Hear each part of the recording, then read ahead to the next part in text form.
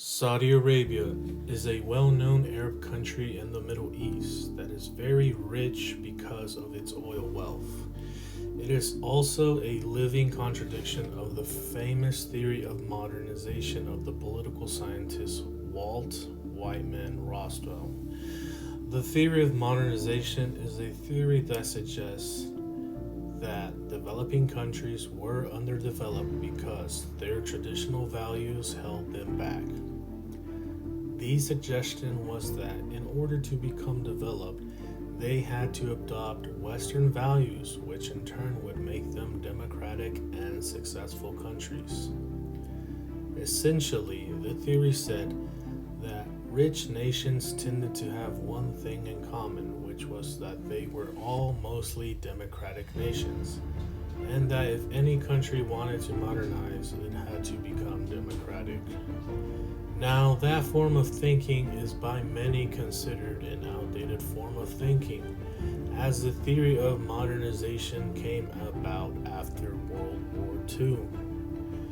The fear of the Western powers at that time was that many of the countries in Africa, Asia, and Latin America had failed to develop and remain poor despite exposure to capitalism, and that communism might spread into many of these countries. To keep that from happening, they essentially push this propaganda of the theory of modernization to convince others that democracy leads to wealth.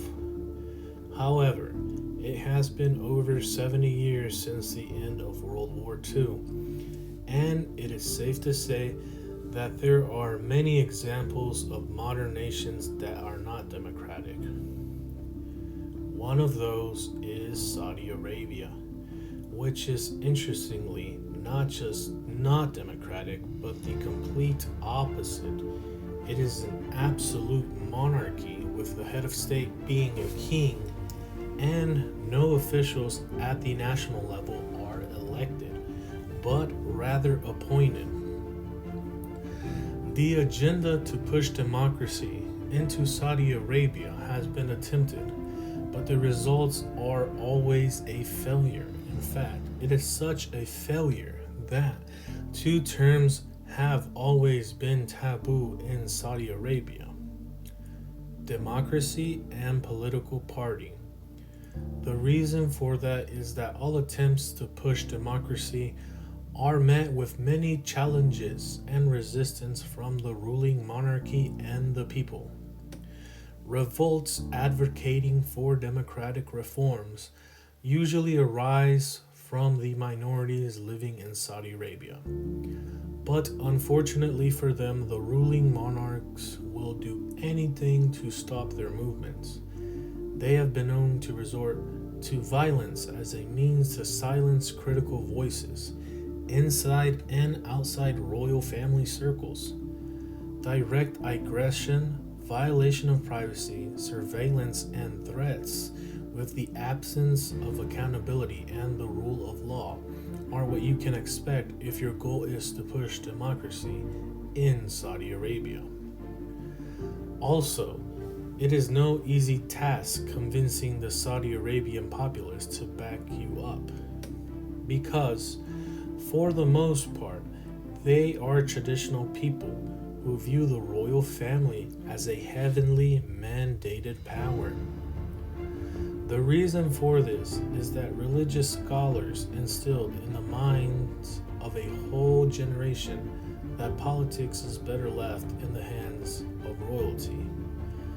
The Arab Spring of 2011 was a series of protests across the Arab world seeking political reforms, including more democratic governance, also saw limited success in Saudi Arabia.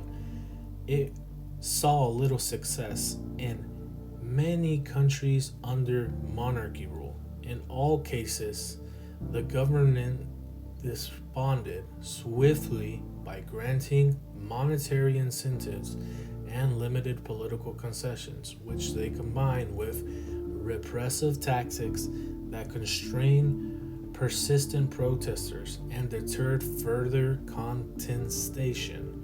Overall, this ensured that the status quo remained largely unchanged, proving the difficulties in achieving democratic transition in not just Saudi Arabia, but the region. Saudi Arabia's non democratic status has not hindered its relationship with the West, particularly with the United States. The relationship is quite well with the United States, being Saudi Arabia's largest trading partner, and Saudi Arabia being one of the United States' largest trading partner in the Middle East. The strategic alliance between Saudi Arabia and the United States is mostly geopolitical, with energy security and regional stability being why the United States tends to get along despite Saudi Arabia not being a democracy. Also, Saudi Arabia is the third leading source of imported oil for the United States, providing about 500,000 barrels per day of oil to the US market. So, yes, when it comes to Saudi Arabia, the US has historically maintained a pragmatic approach, prioritizing its strategic alliance with Saudi Arabia over democratic principles. Going back to the correlation between democracy and wealth and prosperity, the notion that you need democracy to be prosperous is not absolute.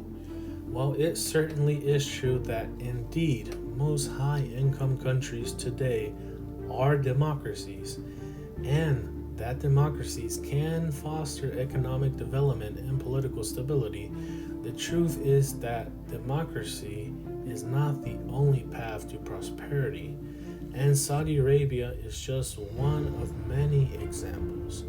You also have exceptions like Singapore and the other oil-rich countries of the Persian Gulf. But going beyond just economics and politics, ultimately Saudi Arabia's unique society suggests that democracy may not be an immediate necessity for the country. The monarchy in power is doing a great job when it comes to keeping the country stable and its citizens happy. Many surveys of how content the citizens are have been made, with some even claiming the Saudi Arabians are the second happiest group of citizens in the world. Others claim that they are the 25th happiest country in the world. But the point is that these citizens don't mind living under a monarchy. In conclusion, the case of Saudi Arabia emphasizes that the form of governance must be considered in relation to specific cultural, historical, and geopolitical contexts of each nation.